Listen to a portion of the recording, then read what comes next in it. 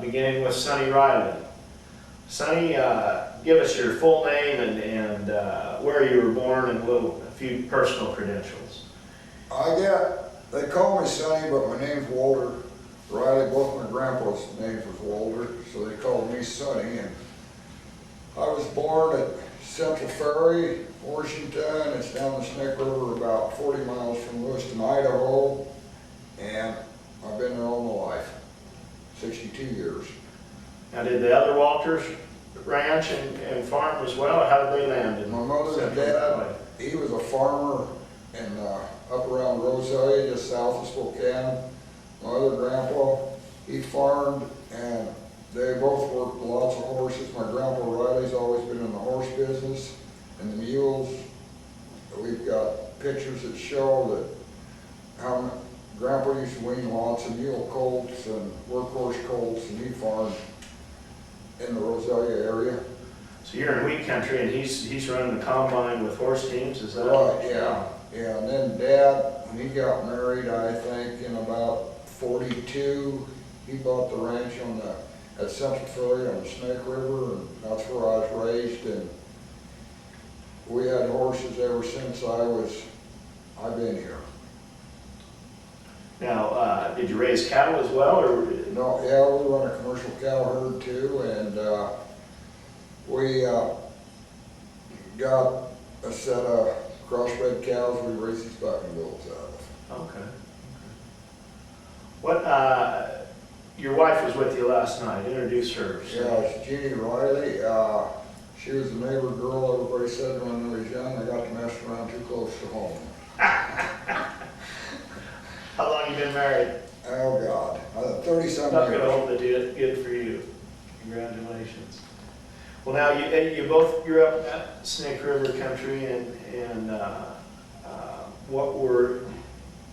did you ever work off the ranch, Sonny? Or No, I've been on the ranch all my life. When we was kids, we started junior rodeoing, and if Dad had a wirecut horse, he raised registered Appaloosas, Arabians, and quarter horses, and if we got a wirecut colt or something, we bucked it, and as kids would practice, we bucked the breeding bulls, and we had a little arena there, and it started out as a hobby, now it's become a business.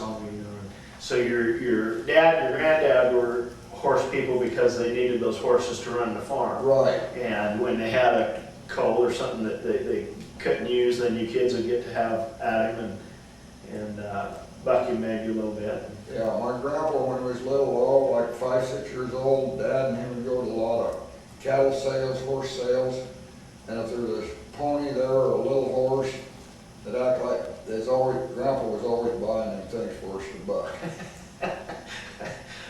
So Walter One is the one that really started the bucking horse business. Yeah. Well, he never really got into it, but as kids we junior rodeoed, and then I got to putting on like junior rodeos and amateur rodeos, and then I got Donnie and his brother and his brother-in-law, and they started furnishing the horses, and I more or less furnished the cattle, and now there's just Donnie and me left, and we're in it together. When was that, when you and Donnie first started? Oh boy, I would assume that had been in the late 60s. Now, Central Ferry country is what, 125 miles from Ellensburg? About 190. Okay, a couple hundred miles from Ellensburg. When did you first know about the Ellensburg Rodeo? How old were you? Well, I don't really know how old, but I think Joe Kelsey and Ralph McLean, they were here, and when I was 18 or 20 years old, they asked me to come here and help them pick up. So your Ellensburg Rodeo history as a pickup man started before you were old enough to drink whiskey? Yeah, more or less, yeah. I don't know if I was old enough to drink it, but I wasn't old enough to Not to go to jail, okay, gotcha. Back in them days, you could do anything. Yeah. Today you can't. So, not real good at arithmetic, but we're talking the mid-60s, I guess, or? Yeah, I suppose, what's that? 60s. 40 years ago. Yeah, yeah. Huh. So you started out picking up, and then at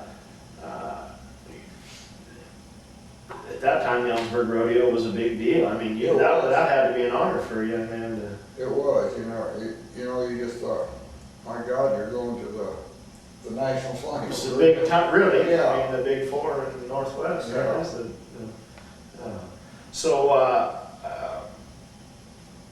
how many years before you came back as a contractor would have been? We were contractors then. Okay. In the early '60s and stuff, we produced a lot of amateur rodeos around the Northwest. And then, I can't remember, but we must belong to PRCA over 30 years. We got our car and went pro. Was I had my card our PRCA card when I picked up. You did, okay. Now, when you say we, you're talking about Donnie and Donnie me. and you. Okay. As we heard last night with the biographies, that whole evolution of Big Band Flying Five was kind of a. But see, when we started and we was amateur, we just flying five. Got it. And then Joe Kelsey, he passed away. And then Ralph, he kind of took over for Joe's wife, and then Ralph got it. Then we bought Kelsey McLean, they called it then. And I told Donnie there's two of us, and we need to keep that company separate, so we need that big band. Well, now, 40 years Ellensburg history. Who are some of the contestants and performers that stand out in your mind? So.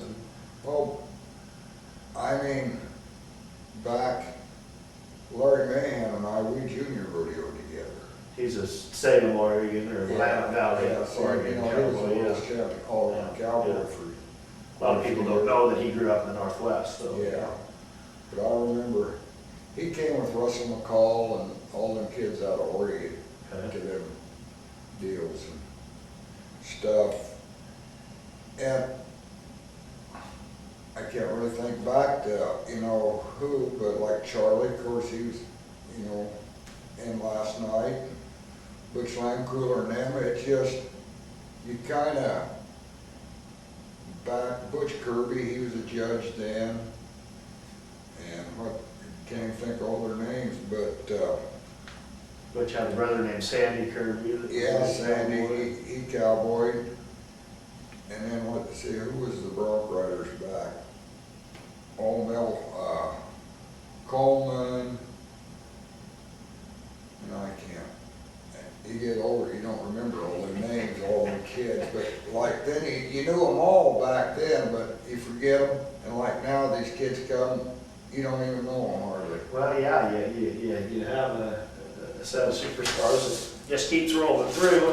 And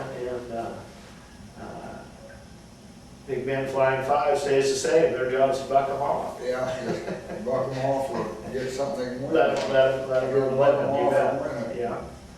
Well, that's a question I enjoy asking contractors. Sonny, the most satisfaction come from bucking a guy off or letting him win good? Well, I mean, really, if you get a world champion and buck him off fair, that's probably the biggest thing there is. Sure. It makes your blood run. Of course, we raise all these horses, and if you watch them from the day they're babies up, and we start bucking them at 5, and then it's just the glory.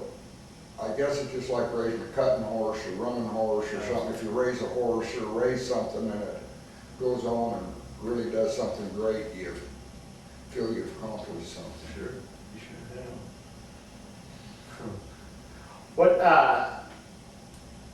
40 years at Ellensburg Rodeo, what are some of the major changes that you can tell us about, Sonny? Boy, the major changes is like, when we first come here, the grandstands wasn't here. Yeah.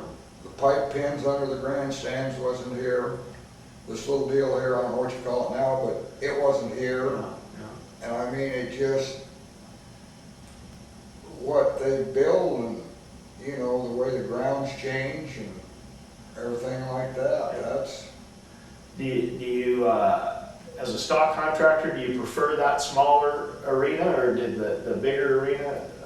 The suit thing you that better? really like for us for the stock, the catch pins in behind the buck and shoots are a lot better than when it was the old times. They were always on the other end, you know, and they all went out down below. That's right.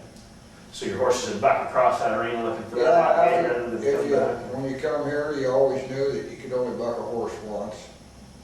Because of the setup? Because of the setup before, Uh, because you knew where the catch pin was, and you just kind of line out and go to the catch pin. Now it's behind, so they'll make the circle. Now, do you know when the committee did the revamping, did the contractors have any input on that, or was I that don't just know a if we did or coincidental not. That deal? was kind of in us starting Yeah, and my picking up and stuff, but I remember when I picked up here, everything went out on the lower end. yeah. Well, there's, But that's all, you know, and people's changed. I know when we come here, it was Bill McKay and Ken McCrae. Okay. I mean, it was just, that was. that were the fixtures in They the were arena. kind of the Ellensburg guy. Remember that old bull chariot they had that Yeah, I Ken and remember Bill that. used to ride around the Yeah, hill? I remember that.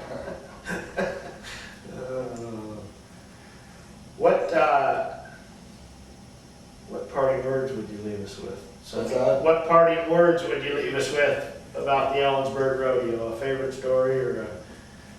Well, like I said, I can't really get that.